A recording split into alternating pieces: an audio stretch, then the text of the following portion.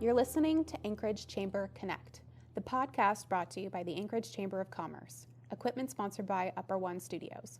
My name is Katie, and I'll be your host as we distill and discuss Anchorage business. Every other week, I'll be discussing important community topics with one of our board members as part of our kickoff series. Keep listening after the interview to hear what's going on at the Anchorage Chamber and how to find resources for your business. After our last conversation about communications, we're here with Jin Chen, entrepreneur extraordinaire. Jin Chen is the owner of Brocon, a consulting company specializing in startups, revenue growth, and USChina trade. She's also known for her work with Skylar Travel and is the owner and creator of the Planeket. So I just kind of want to jump into the question I have. We kind of start off with a introduction question to kind of explain who you are. Mm-hmm. Can we dig into your background with Skylar Travel? Can you just give a quick dive into how you kind of grew into that space? Yeah, so I actually started my career as an auditor. So one of your previous guests on a podcast, Joy Mariner, she's the board chair. And I actually used to work for her. Really? When I was mechanical control, that's when I was hired right off of college. Worked there for just under 3 years. And at the time, I actually went through the transition when I went from being mechanical control to BDO. And while I was working there, obviously, I'm Chinese American, and I have strong tie to the Chinese community. Mm-hmm. And at the time, there is this couple who had just purchased a traditional travel agency in Alaska, the most traditional type of travel agency you can imagine, where people literally walk in to book a ticket to go somewhere. Oh. You will be surprised business like that still exists these days. Oh. I mean, this was about 8 years ago. Yeah, that always makes me think of my big fat Greek wedding. Like you walk in and they have pamphlets. Yeah, and I'll tell you something so interesting about that. When all of us think that category of business is dying or died for decades now, but yeah, they're actually doing really good. I mean, that's the part of, we always go back and look at our financial statements and see if that part of the business still self-sustainable, if the travel agents are making enough money to pay for their own salary, pay for their own share of the office space that we have, and it's always, we're like, what? So anyways, the couple, they're from China. They had just purchased a travel agency here in Alaska. They have never lived in the state before, although one of them had been working in travel industry for 20 years in China. So she's knowledgeable about the travel industry in general, but not about doing business in the US. So they reached out to a community leader here in Alaska in the Chinese community, who is also a CPA, and asked if he wants to help them. And he said, you know what, I have a full-time job. I'm a realtor on the side. I'm doing all sorts of bookkeeping for other clients. I just don't have time to take on a new client. But there's this young girl who is also have, background in accounting. She might be able to. So he reached out to me, and I got introduced to them. And at the time, there were 3 employees in this travel agency. And it was so easy, right? I would spend probably 3 hours per week. In helping them to set up the correct paperwork, make sure the filings are done, process payroll once a month, right? Because it's just 3 employees, and they were doing monthly paychecks instead of every other week or whatever. So I did that. Whoa. And then in the public accounting industry, which is the CPA world. Do you mind if I interrupt you? I just want to make sure you move. Yeah, there you go. It's actually pretty, your path in career is very straightforward. You either, what Joy did. She worked really hard in public accounting. Yeah. And, you enter the world kind of like a law firm. You're junior, you're experienced, and then you become a manager, senior manager, partner. It's a very set forth road. So there's a track you're kind of supposed to socially follow. Yeah, and at a certain year, you're expected to be at a certain level. So you can choose that path to be a career CPA, auditor, in that career path. And a lot of people don't last that long, and they choose to go private. And you will leave around year 4 or 5 to become a controller, CFO in different organizations in the private world because of all that experience. So that's 2 different career paths in the accounting auditing world. And when I was approaching year 3, I knew I didn't want to go down the career of being an auditor. And there are things I really, really valued and liked and taught me so much for doing that. And I told this couple that I was helping with at the time, said, you know what, I'm gonna probably look for a different corporate job now, and I won't probably be committed to, you know, having you 2-3 hours on the weekend, because I don't know what kind of job I'll be having. I might not be, you know, living in Alaska anymore. And then they were sad, and then they came back to me and they said, how about you just join us full time? Obviously, I had been doing their numbers, so I know the growth of the company at this point is about a year into helping them on the side. Okay. And I went back to them and I said, okay, I can do this, but there's one condition, because I know you guys won't be able to pay me as much as I would go with a native corp or some other corporate world. I would only do this if we agree that I have an equity share in the business as well. So we reached an agreement. I technically took a pay cut to join them, but that journey has been very rewarding. I do see myself as, you know, one of the people, with the three of us, we founded a company together because I was there since day one on the side. And then since I joined the company, we grew it from 3 employees that we had to right before COVID pandemic to 50 people, 3 offices. We have an office here in Anchorage, that's our headquarters, operation office in Fairbanks, because we largely do business in the winter time for the Aurora season. And we also have a reservation office in Beijing. That's crazy. Yeah, that's crazy. So that was kind of the journey of that. While I was doing that, there were 2 other businesses were born, not all related to the travel world. Just, you know, you see a need and the space is blank, so you kind of feel the need. So that's been a very joyride. That's amazing. We've had a lot of conversations in and around sort of the cuts that you might take, but end up turning to exponential growth. That's really cool. Yeah. Yeah. So when I first got to work with you kind of in the hospitality world, but there's a lot of projects you're working on, right? Skylar Travel is just kind of the beginning, and like you said, this really, really big career that followed. So how did you go from Skylar Travel to creating something like the Planeket, which is a physical product? Yeah, the Planeket was definitely, you know, none of the projects I work on is planned. I have no idea what I'm going to be working on next year. It's all very spontaneous, and if I think there's a need, if I think I can do it, I just do it. I really don't really have a plan for what I'm going to be doing in the future. It is. I think it worked out, and I always tell people I feel like I'm a very, very lucky person, because each of these spontaneous ideas that I put actions on, it all worked out great. And looking back, each of the things that I did contributed to, you know, the lifestyle and who I am today. And I just couldn't be more grateful for the path I've taken. But to answer your question, the Planeket was a COVID product. It really was. Really? So in spring last year, everyone was stuck at home, and a lot of people were doing spring cleaning. Finally had a time to clean out their closet and all the things they haven't touched in the past 10 years. I did that, and I found 6 or 7 travel blankets in my home. And none of them, obviously, I was happy enough with. That's why I kept buying them. Yeah. So I got bored one day, and I took some duct tape and one of the 7 that I liked, and kind of combined them together and added things that would work out for me, like things I wish that I had in a travel blanket. So I took a duct tape and started working on prototype. And once that was done, I propped my phone up on a tripod, and I filmed a little video on how I imagined this product would be. And I started finding manufacturers in China for different parts, and I would send them these videos. You know, it just, you know, because of COVID, I couldn't go back. And previously, I would go back to China twice a year.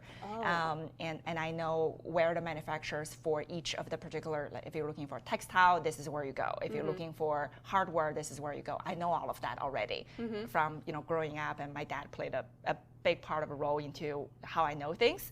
And because I couldn't go back, so I filmed that video, 2 minutes, and I sent it to different manufacturers, and we started working on prototypes and color, and we went through at least like 48 different prototypes, and it was expensive because I have to send prototypes back and forth using FedEx.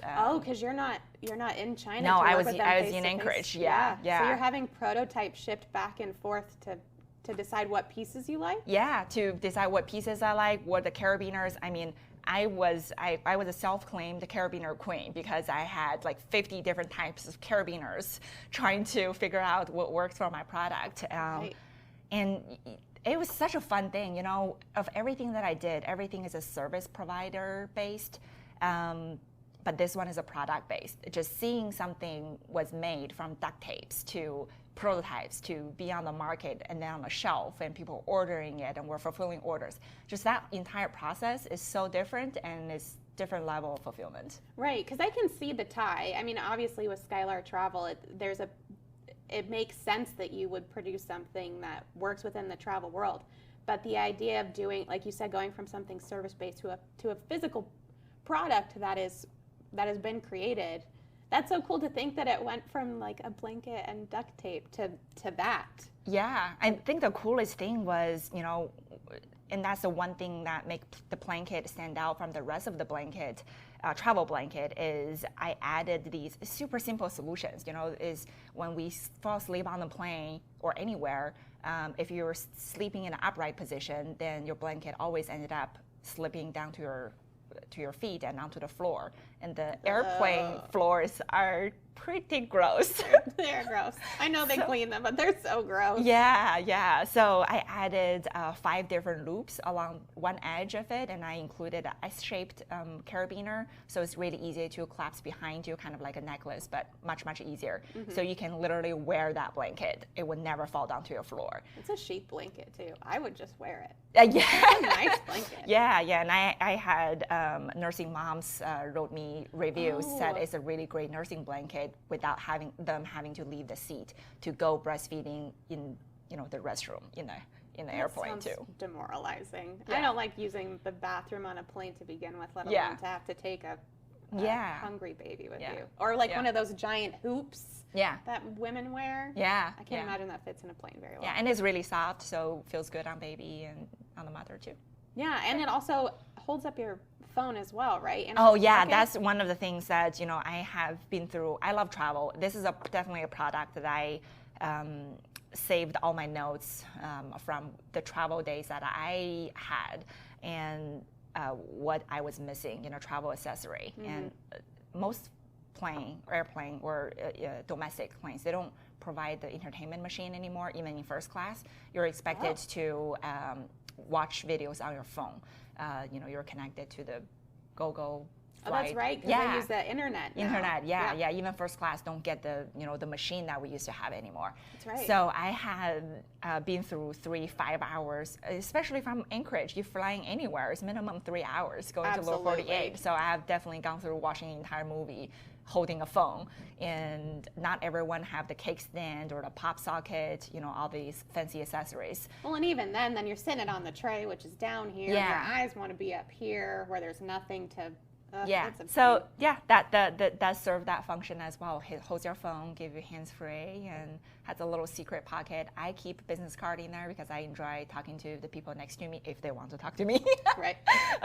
And they would always ask, you know, oh, do you have a card? You work in the travel industry in Alaska. I always wanted to go there. So at that time, I would give them a card. Yeah. Alaska's a pretty easy place to sell.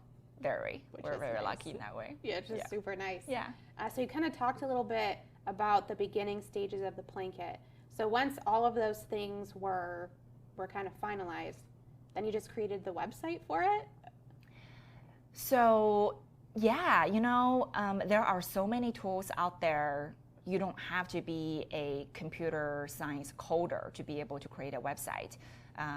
There are so many easy to use, just drag and drop, and you just have to know what you want.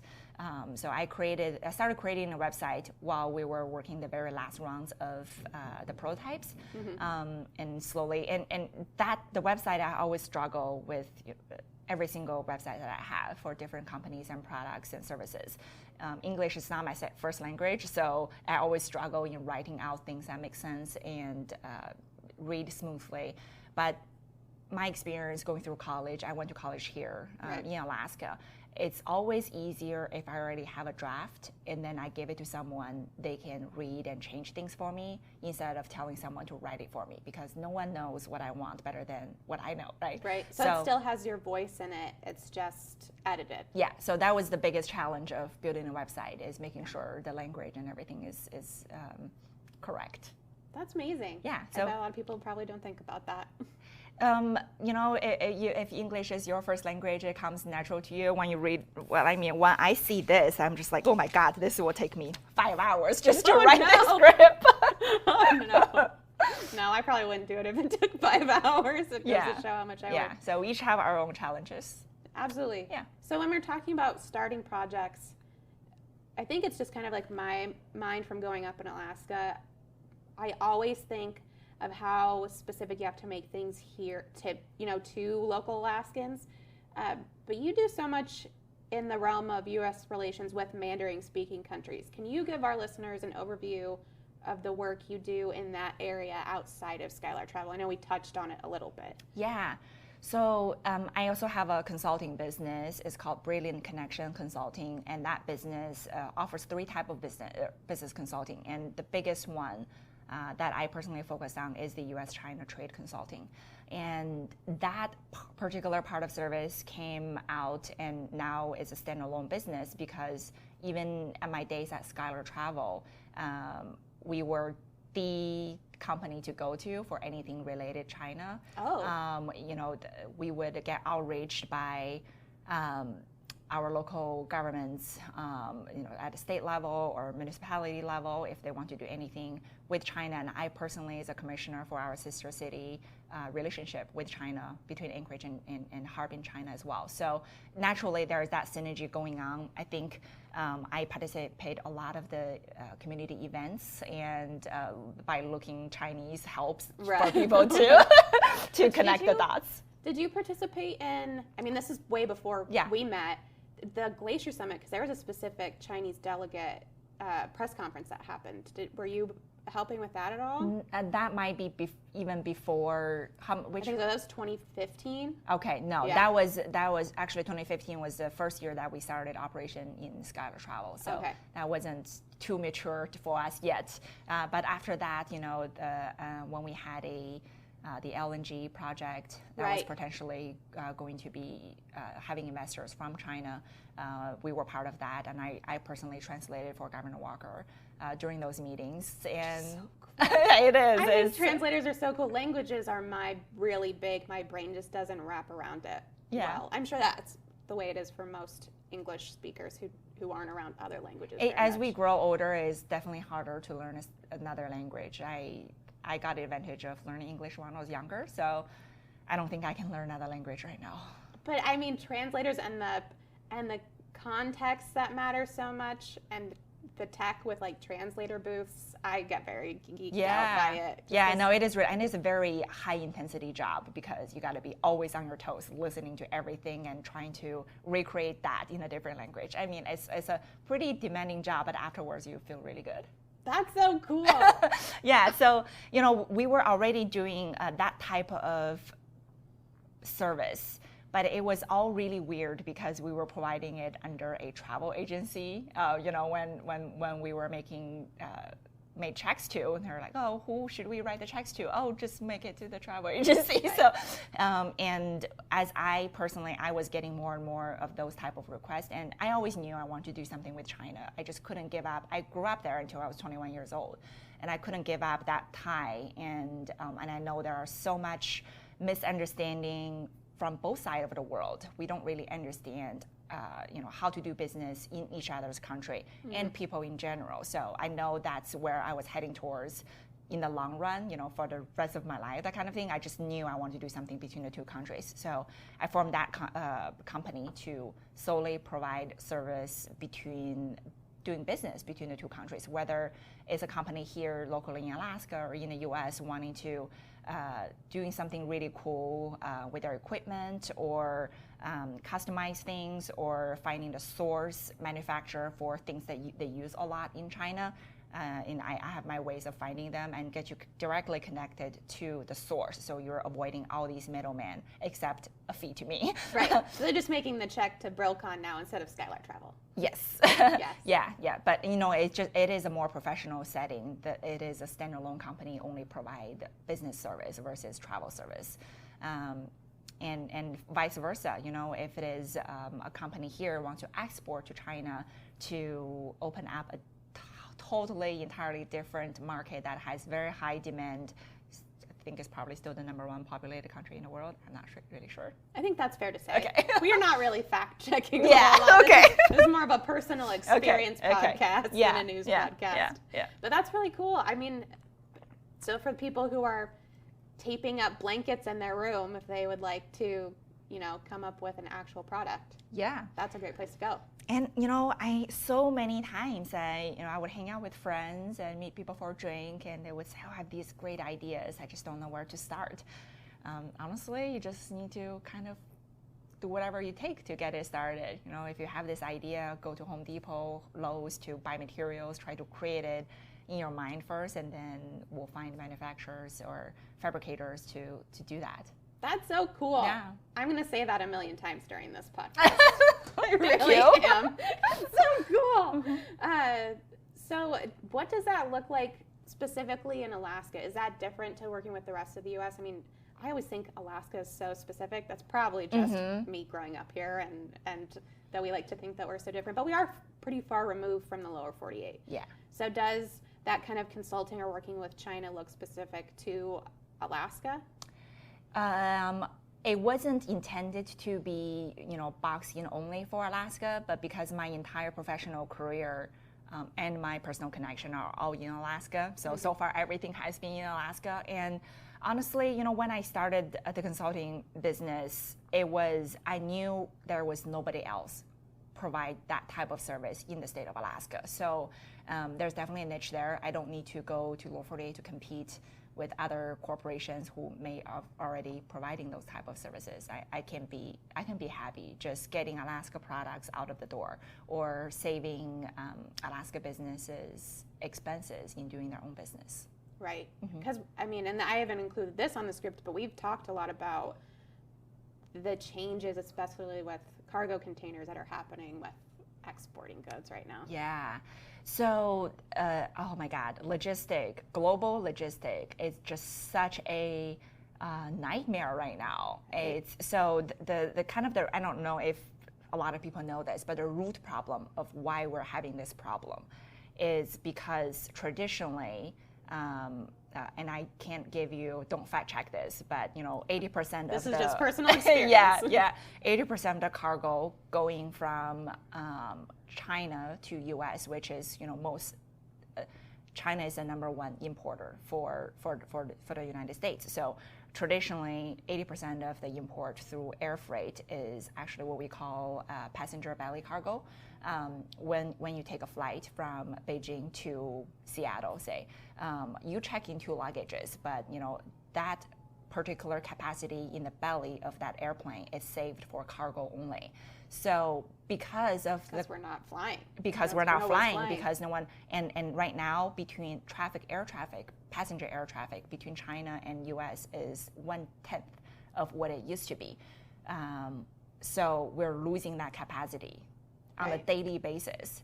That's crazy. Again, I'm going to say that a million times. Yeah. So, and we're in this, and cargo airplanes are so hard to get hands on nowadays because steel shortages on top of it. It's just all of these things are so interconnected. And I think that has been one thing with the pandemic and being a part of the chamber that I've gotten to learn is some of these things, like, yes, travel is an integral part to Anchorage specific economy, but there are all of these other industries that are tied within the travel industry here that have suffered as well. Yeah. It's the butterfly effect. Right. Yeah. One little thing could change everything. Oh, I have gone down a rabbit hole. So I'll go back to Brillcon. I know we talked a little bit about U.S. trade consulting specifically in Alaska. So are there local companies in Alaska that might be unaware? Again, we've kind of already touched on this, but the possibilities or specifically the impacts trade relations with China could bring to their tiny business? Oh, tons of them. I think we're slowly seeing effects, but we will be seeing bigger changes, bigger effects into each of our personal individual life even, let alone small businesses. Because what we just talked about, the shipping cost it went up. Air shipping went up about 3 times, and containers went up about probably close to 10 times. So if you haven't seen your coffee shop increased their, a Americano or latte price yet on a 16-ounce coffee that you take to go every morning, if you know the business owner, if you see them, I think it's appropriate to tell them thank you for not raising your price. Because, guess where those cups are made, where those lids are made. As we are stepping into, and it's not coming down, the price, I haven't seen price coming down in the past 15 months. And eventually, from, the manufacturer to container to shipping to distributor, reaching down to your coffee shop, the price will go up at some point. It's just a matter of time, and it's a matter of that if that particular business owner wants to do that 25 cents or 50 cents increase, or they're just going to have it eat into their profit. Same that goes for restaurants, to-go boxes. It's really in every aspect of our life, if you think about it. Tariff, that's something that seems really far away each time when we're talking about, tariff is increasing for a particular product, when we import again. You may not see, we don't pay tariff, right? Right. Still increase, we don't go out and buy, steel rods for our home. No, I don't. But you will see it in appliances. You will see it in everything that you buy. And none of us, and I'm for one, not the person to keep track of things I buy if the price has gone up already. But I definitely know people like that around me. They are noticing price are going up, or the package are shrinking. You're paying for the same price, but for less product. Right. Yeah. But again, it's because they're trying to avoid that increasing the price. Yeah. Oh my goodness. I didn't say that's crazy, so that's a step up. You can say that. Thank you. It is Who is counting? It's so many. Yeah. I take a drink every time I say that's crazy. And then maybe it's my outside perspective, but it seems you have kind of cracked the code, especially when it comes to local entrepreneurship. And we did talk about what kind of consulting things you offer, and they all kind of stem, like you talked about, from your identity and the things that you're passionate about and where your career has led you. Is that the secret sauce? Is that what makes a good entrepreneur? Oh man, I don't really think I got the code cracked at all. Really? I don't. I think just I do it. I'm a very action-oriented person. I hate going to a meeting, spend an hour walking away, feeling like my nightmare. Feeling like what did we just talk about, and why is 6-10 of us getting our heads and time together, and I don't know what I'm doing, and those are the feelings that I hate. I hate that feeling too. That bothers me so much. Bruce always has some really great, if there's not an agenda, the meeting's not happening. Right. Yeah, because we need to have a work plan. Yeah, exactly. So, and I think, that translates from one single meeting to anything that I really do. I like to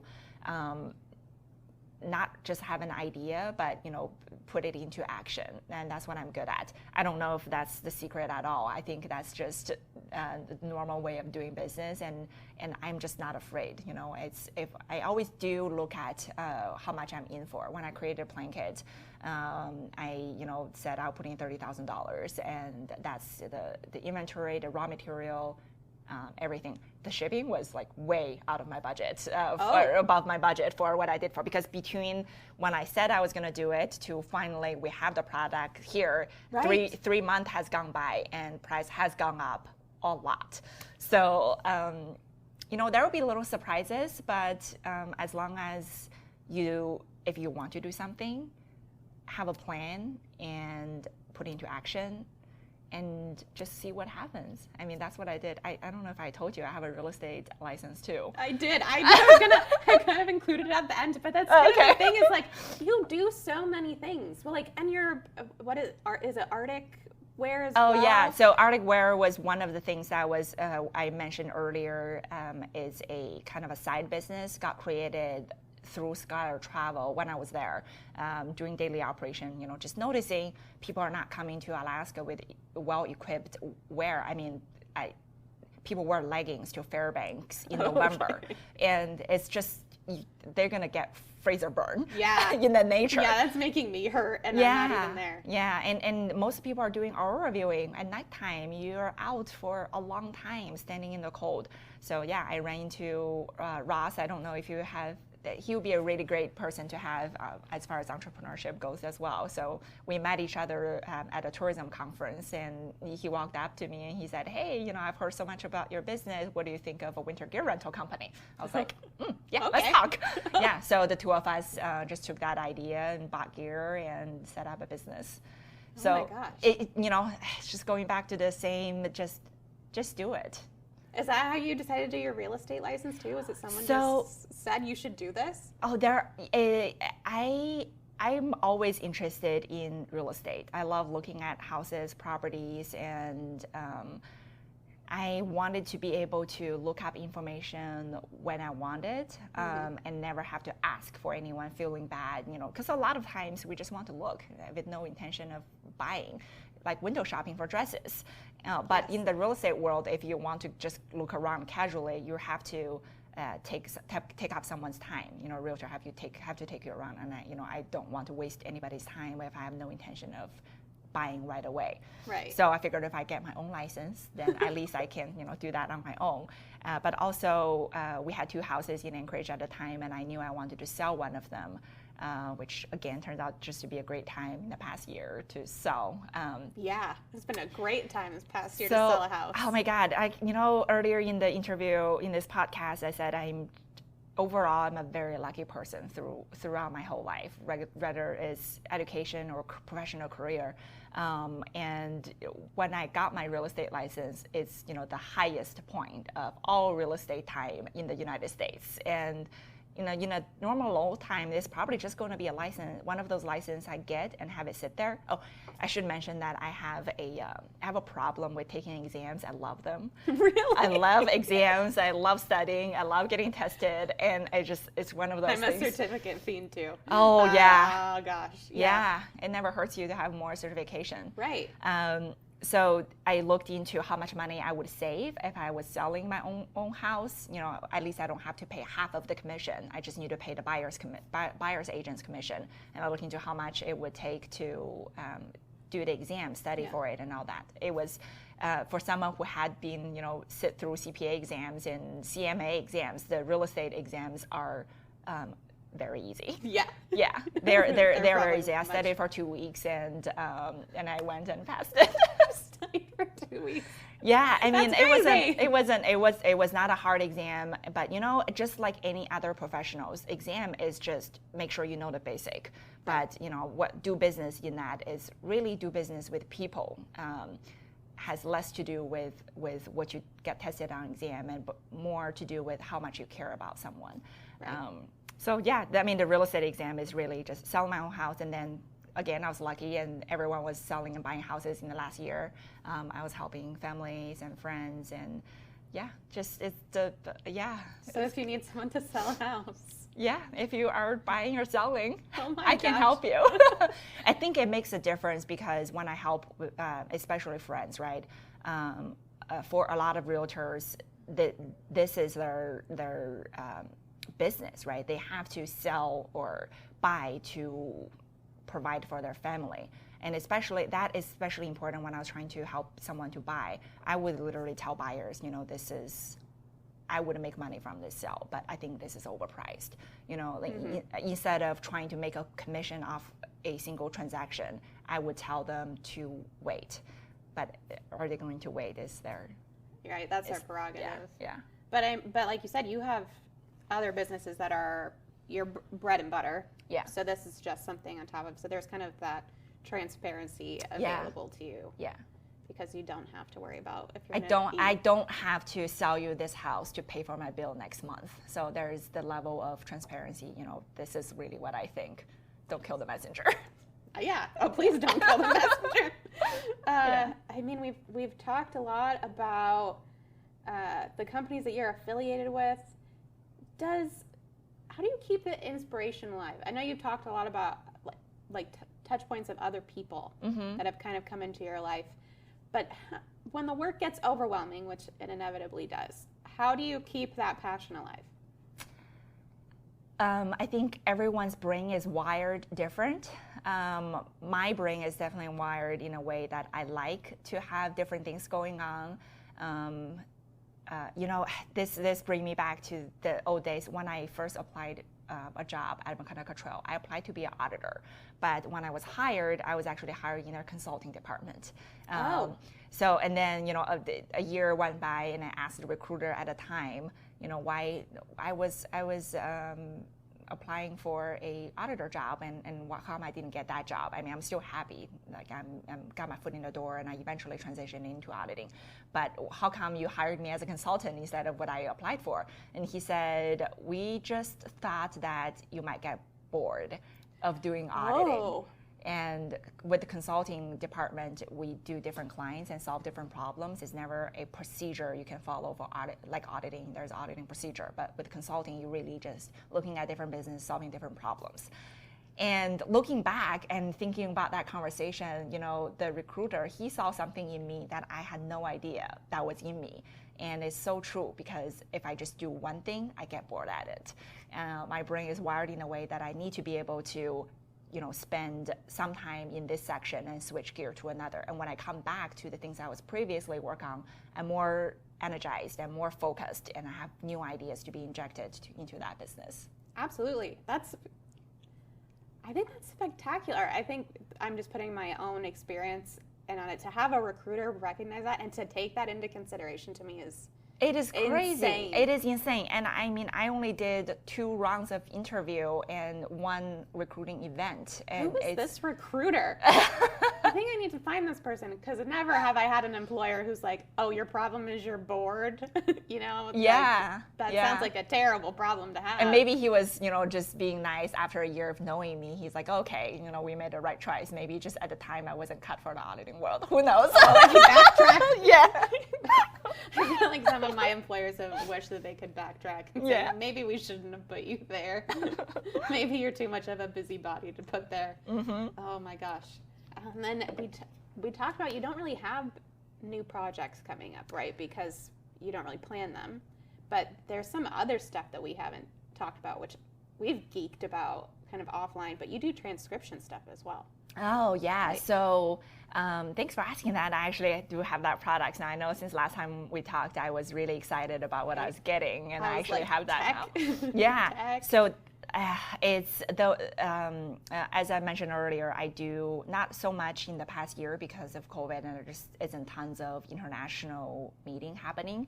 But when it comes to translating, especially if you're working with people who are not used to having their speech or their conversation translated, they would go for 2 minutes without a break. And then they're like, oh, okay, all right, go now. 2 minutes is a very long time for someone to be talking and another person to be remembering the talking points. So that is a lot. It is. That it is a lot to, I mean, just to comprehend what someone is saying for 2 minutes, but on top of making sure to write it down and to stay up with what they're saying at the same time. Yeah. Your brain mine shuts down a little after that. Yeah. So I got this new gadget. I don't know if you know Remarkable. It's a digital notebook where it's, it feels like a paper. It's black and white. You can, I don't know if you can draw on it if you're artist. So I started looking into that first, just for note taking and easier to toggle back and forth. And there were functions I wish that particular device had, but it didn't have. And I was looking for something more on the market. And I came across this product made by iFlight Tech. It's a high-end translation device, a company founded in China. And they have this similar device, but with so much packed into it. You can not only take notes or do emails on it, but also you can record a conversation, and it would transcript to English immediately if we're speaking English. It's literally, if I have to show you after this podcast, I would be talking, and literally every single word that I'm saying right now is immediately typing up. What? So that's cool, right? And I haven't. But wait. Oh, there's more? Oh my God, wait for it. Wait for it. So because of the translation work that I do, it also translates between English and Chinese immediately. I mean, it's not accurate, but it does give me a plan B, right? If someone was going on for 2 minutes without a break, and it would take everything that I'm saying right now at a slight lag, translate exactly into Chinese. Not accurate, but I would be able to understand. Like word for word instead of like a contextual sentence? Most of the time, but it's smart in a way that after you complete a sentence, they will actually reorganize the sentence really quick to make it. Yeah. This is back. So I think the last time I did transcribing stuff, actually, it's gonna be like 10 years ago this weekend. It was like just to get the program to upload the audio file to then get it to slow down at that point was such a big deal. Like, our college was investing in these weird products in order for us to have these platforms because we couldn't afford them as students. Yeah. And even then, we would have to be working on projects to get grants for stuff like that. Yeah. To have a product like that you can hold in your hands. Yeah. To do all of those things. It's less than a college-ruled notebook, the size of it. Mind-boggling to me. Oh, there's more. Do you want to hear more? Yeah. So in a meeting setting, especially for transcripting, if that's what you're talking about, and for translation as well, in a meeting setting, it will be two of us talking, and we go back and forth. Sometimes it's you speaking, sometimes me. The device knows. So it would say speaker 1, and you can immediately change speaker 1 is Jin, and then when you start talking, you can put in speaker 2 as Katie. And when we rotate and I speak again, the device knows it's Jin speaking now. So it will say Jin. So you don't have to make notes on the audio file. No. So it would say Jin, blah blah blah blah blah, and then when you speak again, it will be Katie, blah blah blah blah blah. So you don't have to do like first word, last word on each line. No. That is astounding. Yeah. Astounding. Yeah. I feel bad for transcribers. Oh my God. Yeah, it is a game changer. I mean, that technology, I haven't seen it widely used here in the US yet. I think maybe Remarkable's next version is going to go there. I would if I was the developer and coder for that company. Their devices are all made in China anyways. So that might be what's next for that particular company. It wasn't a cheap device. It was almost $800, but it was a good investment for me. So we've talked so much about your career. I do want to jump into a little bit of what you do at the Chamber. Okay. Because you've done a lot with us and for us, but specifically your position as the chair of our diversity committee. We've talked a little bit about your identity being Chinese American. Are there any goals or projects that committee has coming out that our membership should be looking out for? So the whole how I stepped into being co-chair of the diversity group is actually it wasn't intended to be that way, but I'm really happy that I'm doing it. Jocasta has set such a high bar for. She really has. It's intimidating. She has, yeah. She's a professional. She's knowledgeable, and she was dedicated. That's what she was hired for. So that's a really hard big shoes for Gary Scott, my co-chair. We co-chair this together for us to fill because we both have our full-time jobs. For me, and it's challenging to find the time on the side and still, like we said earlier, finding action items that we can take away and make improvements each month after our meeting. But the whole thing came about because I wanted to be part of the committee. I wanted to participate in more meetings, but the old meeting schedule is forever in conflicts with another meeting that I had standing for a long time. So I asked the Joy and Ad, their chair and vice chair at the time, what can I do? Because this is a forever conflict. And they took it as I want to be co-chair after Jocasta. That's such a chamber thing. Oh, you have time? I want to do it. It's conflict, but and we actually changed the meeting date because what I said, and I feel obligated. I have to do it because the schedule was changed for me. Oh, no. But it was a really good committee for me to be on personally, because there isn't enough voice in really just any organization. If you look at higher up, whether it's a board or their C-suite, there just isn't enough Asian females to be represented at all. So, I felt like it was important to make a voice and bring my perspective and contribute back to the community. And what we're doing right now, in the past year, the Diversity Committee has been known for being at different events and support our business owners in our membership and making sure that they have the tools they need to provide a better working environment for their employees and retaining them. In the past year, a lot of events has been canceled, so it was hard for us to be in person. But the page that we built, the toolkit, right. Is such a great tool, especially for small businesses. A lot of large corporations, they have their own diversity office, they have their own HR dedicated to issues like that, creating the environment for their employees. But for small business, and I'm a small business owner, all of my businesses are small businesses. I am everyone. I'm the HR person. Sometimes I do bookkeeping. Sometimes I do outreach. I'm the PR person when I need to be on camera. And there's no way that I am knowledgeable enough to say that we're doing a good job in providing an environment that our employees, especially at Skylar Travel, is such a big melting pot. We have Filipinos, we have Chinese, we have American, we have all sorts of different ethnicity background work in the office. And having that toolkit available, just know what's the right thing to do, is very beneficial, right, to small businesses. Yeah, and I've been very lucky to have gotten to work with Jocasta while she was here. For those who are listening who don't know, she's been a part of a grant project because we wanted to see more diversity in our organization, but that also requires more diversity in the business community that we have, which we're a diverse population, absolutely. Right. But whether that's being represented in the tops of our business community is lacking.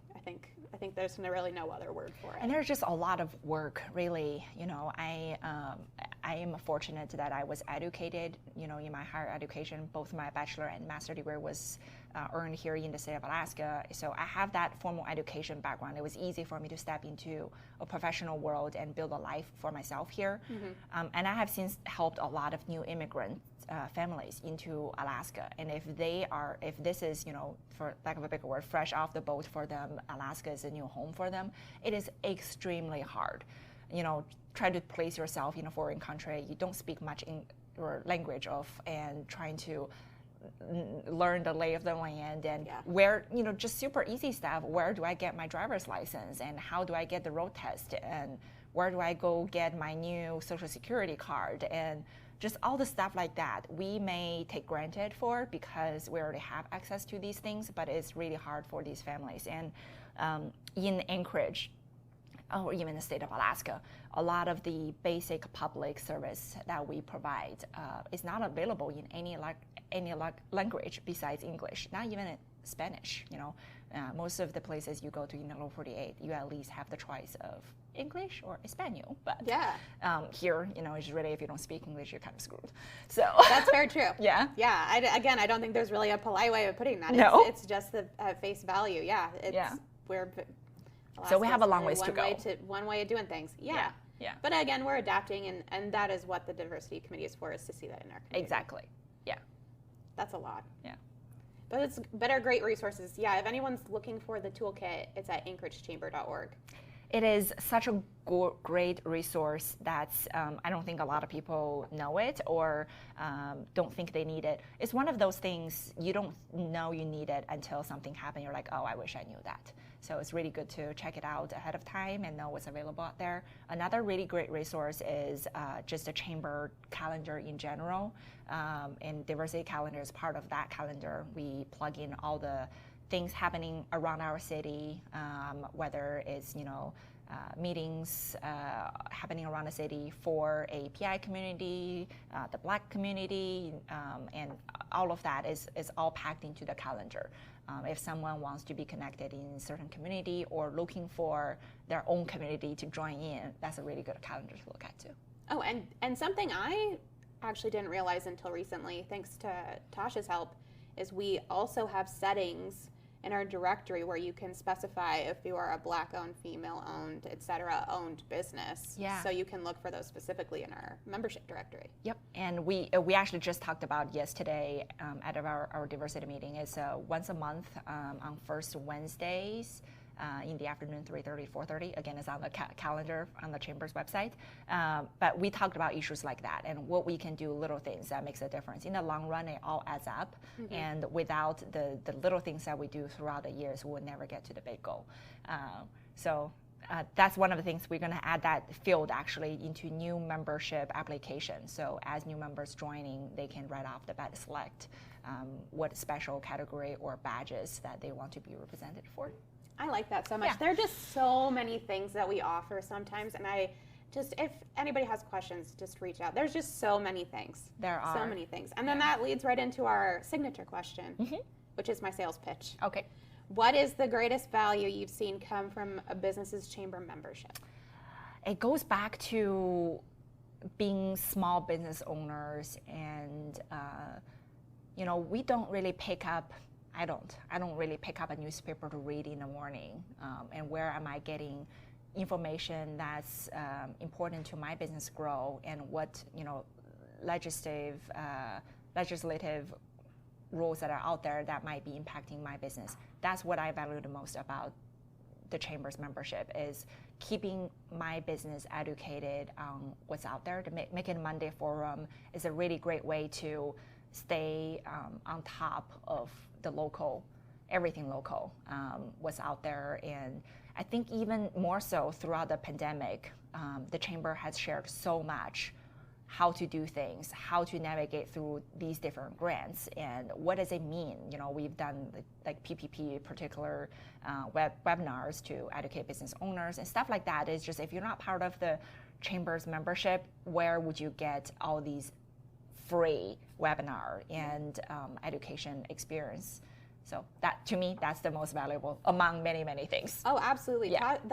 Tasha and I talk about it a lot, but it's being at the nucleus of something that does so much. You have your fingers in everything. Mm-hmm. And there's so much that I didn't know about the community, even the conversation on cargo containers. I mean, I think it's easy for everyone in Anchorage to understand the importance of the Port of Alaska and what's going on with the, not just the shortage of cargo containers, but the difficulty moving them, whether it's through the air or through the water, but to understand where those effects are coming from, how they're affecting local business, what that does for us in the long term. I don't think I could get that perspective anywhere. And that's not just a sales pitch. That's just part of being in this tight-knit community. Yeah. Is there anything else that you would like to plug? Where can people get a Planeket? Planeket.com is just like how you spell airplane, Plane, and add a kit, KET in the end, Planeket. I was actually really surprised that trademark it was taken, and the previous owner of the trademark had let it expire after 5 years of holding it, and if the trademark has been expired after 2 years, it's a fair game. Anyone can apply to it again. So really, yeah, trademarking is important. It is important, especially for a cool name. Yeah, absolutely. Yeah, absolutely. Even just like chamber stuff. Again, the things that you learn when being included in the chamber, like how important things like trademarking and branding and knowing people is. Yeah. Thank you for your time. Of course, this is fun. I love this. This is fun. I couldn't stop smiling because this is a really fun conversation. Thank you. I like this a lot. Thank you for your time. Of course. Making time. Yeah. We discussed the diversity and legislative committees with current chairs, but there are even more committees available to you as a chamber member. Make sure you're using advocacy tools available to you by reaching out to chamber staff and finding which committee is best for you. If you're interested in having a short commercial in an episode or would like to be a guest on Anchorage Chamber Connect, please reach out to info@anchoragechamber.org. you.